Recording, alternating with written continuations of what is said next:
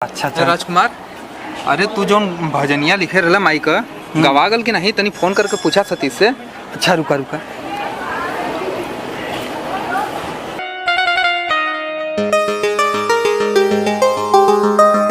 हाँ hello. Hello. हाँ सतीश, पूजन भंडारी देवी माई के हम भजनिया लिखले ली देले अली गावे के, वो गवागल कि नहीं? हाँ हाँ राजकुमार, बस 1 मिनट भेजा थी। अच्छा अच्छा ठीक है भेजाता। हाँ भेजाता। बोला भंडारी देवी की जय हो। बोला भंडारी देवी की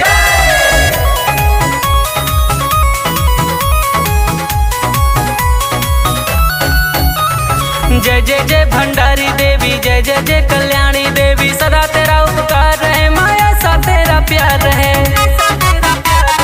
ओहरा के उचेरे पहाड़िया, भंडारी देवी के दुआरिया। ओहरा के उचेरे पहाड़िया, भंडारी देवी के दुआरिया। भीड़ लगेला तमाम,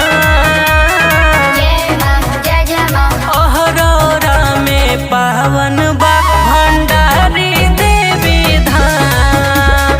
ओहरौरा में पावन बा भंडारी देवी धाम। ओहरौरा में पावन बा भंडारी देवी धाम। ओहरौरा में पावन बा भंडारी देवी धाम।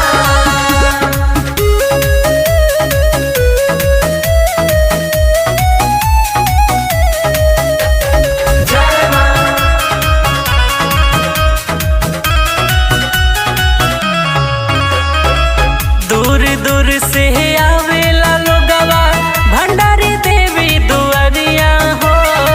मन्नत सब पूरा होई जाला, करब जे तू गोहरिया हो। करब जे तू गोहरिया हो। दूर दूर से आवेला लोगवा, भंडारी देवी दुआरिया हो। मन्नत सब पूरा होई जाला, करब जे तू गोहरिया हो। बन जाला बिगड़ल काम, ओहरौरा में पावन बा भंडारी देवी धाम। ओहरौरा में पावन बा भंडारी देवी धाम। ओहरौरा में पावन बा भंडारी देवी धाम। ओहरौरा में पावन बा भंडारी देवी धाम।